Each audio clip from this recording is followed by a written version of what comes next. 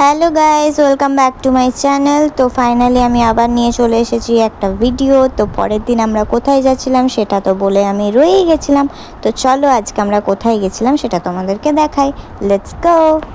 So এবার তোমরা বলো, এত বড় বড় পাহাড় পর্বত দেখে তোমাদের কি মনে হচ্ছে যে আমরা এখন কোথায় যাচ্ছি? যাক, বেশি না বকে বলেই দিয়ে আমরা এখন চলে এসেছি দেহরাদুন। আর দেখে নাও এখানের ভিউটা কি সুন্দর, আর এত ঠান্ডা ছিল আমি কি বলবো। আর এখন আমরা চলে এসেছি দেহরাদুনের ফার্স্ট স্পটে। তো আমরা এসেছি সহস্রধারাতে। চলো দেখে নাও এখানে সহস্রধারা। আর এখানে সহস্রধারার গল্প আমি শুনেছি, বাট ঠিকভাবে আমি বলতে পারবো কিনা জানি না। তোমরা যদি জেনে থাকো তাহলে প্লিজ আমাকে কমেন্টে জানিয়ে দিও। আমি যতদূর জানি দ্রোণাচার্য তীর ছুঁড়েছিলেন, তারপরে এতগুলো ধারা তৈরি হয় আর ওখান থেকে সমানে জল পড়তেই থাকে, কখনো বন্ধ হয় না। তারপর আমরা ওখানকার একটা শিব মন্দিরে চলে গেছিলাম। ওখানে শিব ঠাকুরটা এখানে ভেতরে ছিল, পুরো গুহার ভেতরে। আর দেখো সমানে তার মাথায় জল পড়ছে। এটা খুবই সুন্দর লাগছিল আমার দেখে, আর ভীষণ ভালো লাগছিল। তারপর আমরা চলে গেছিলাম তপকেশ্বর মন্দির। এখানে অনেকগুলো সিঁড়ি ভাঙতে হয়েছিল। আমরা প্রায় পৌঁছেই গেছি। তোমরা দেখতেই পাচ্ছ পুরো গুহার ভিতরে মন্দিরটা। চলো মন্দিরের ভেতরে যাওয়া যাক। এই যে তোমরাও দর্শন করে নাও মহাদেবকে। ভেতরে শুধু মহাদেবই ছিলেন না, আরও অনেক ধরনের ভগবানও ছিলেন। এই যে সামনেই সরস্বতী ঠাকুর, তার পাশেই ছিলেন গণপতি বাপ্পা, আরও অনেক অনেক প্রায় সব রকমের ঠাকুরই এখানে ছিল। তো তোমরা দেখে নাও।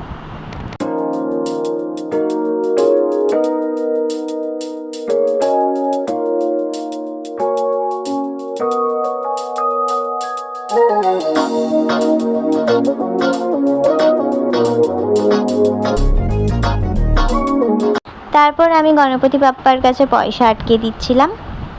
বেরিয়ে এসে খেয়ে নিয়েছিলাম ধোসা, সাথে ছিল মোমো। তারপরেই আমরা পৌঁছে গেছি রবার্টস কেভে। চলো ভেতরে যাওয়া যাক।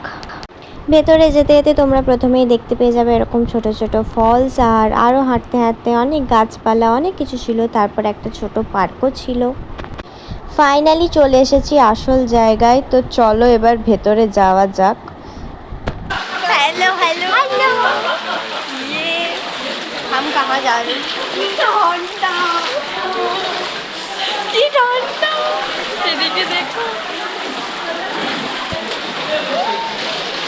তাহলে বুঝতেই পারছো জলটা কতটা ঠান্ডা। তো হাঁটতে হাঁটতে প্রায় অনেকটাই, পুরো হাঁটুর কাছে অবধি জল এসে গেছিলো। তো এটাই হলো সেই ফলস যেটার জন্য এত জল। আমরা ওটাই ভাবছিলাম যে এত জল আসছে কোথা থেকে। তো আমরা ওখান থেকে বেরিয়ে গেছি। এবার আমরা চলে যাচ্ছি মুসৌরি। আর মুসৌরি এত পছন্দের জায়গা আমার, আমি কি বলবো। তো আগে আমি যাইনি, বাট মুসৌরি নামটা শুনলেই আমার কেমন জানি না খুব ভালো লাগে। তো চলো আজকে ফাইনালি আমি যাচ্ছি, দেখা যাক ওখানকার ভিউ কতটা সুন্দর। সো জাস্ট দেখো গাইজ।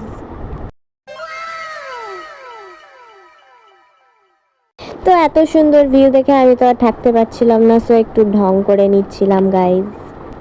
একটু ঢং করার পর খেতে চলে গেছিলাম আইসক্রিম। আর এখানে আইসক্রিমটা এত সুন্দর লাগছিল আর খেতে এত টেস্টি ছিল যে কি বলবো।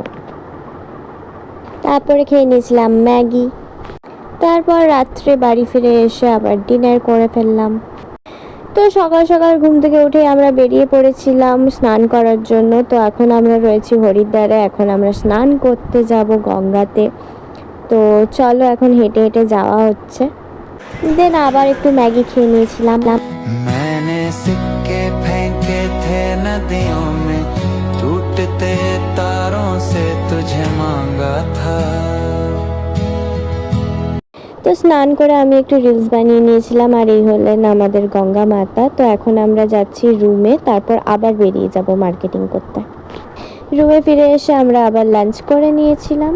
সন্ধ্যাবেলায় দেখো হারকি পৌরিটা কত সুন্দর দেখতে লাগে। দেন আমরা বেরিয়ে পড়েছিলাম মার্কেটিং করতে। আর এখানে গোপুর জামার কালেকশন এত ভালো ছিল যে কি বলবো, মনে হচ্ছিল সবগুলোই কিনে নি গোপুর জন্য। আর এই দোকানে সিঁদুরটা এত সুন্দর করে রেখেছিল দেখেই আমার ভিডিও করতে ইচ্ছে করলো। পরের দিন সকালে আমরা আবার বেরিয়ে গেছি। এখন আমরা চলে এসেছি ঋষিকেশ। আর এখন আমরা আছি রামঝুলাতে। তো চলো এখন যাওয়া যাক।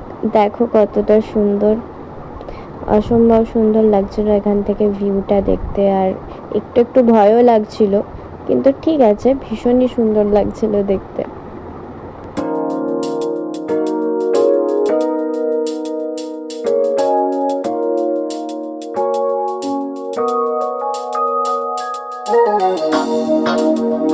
দেন আমরা ওখানকার একটা টেম্পলে চলে গেছিলাম। এই হলো সেই টেম্পল। এটা একটা আশ্রম ছিল, মানে এখানে সব স্বর্গীয় যত মহারাজ আছেন তাদের মূর্তি রাখা ছিল।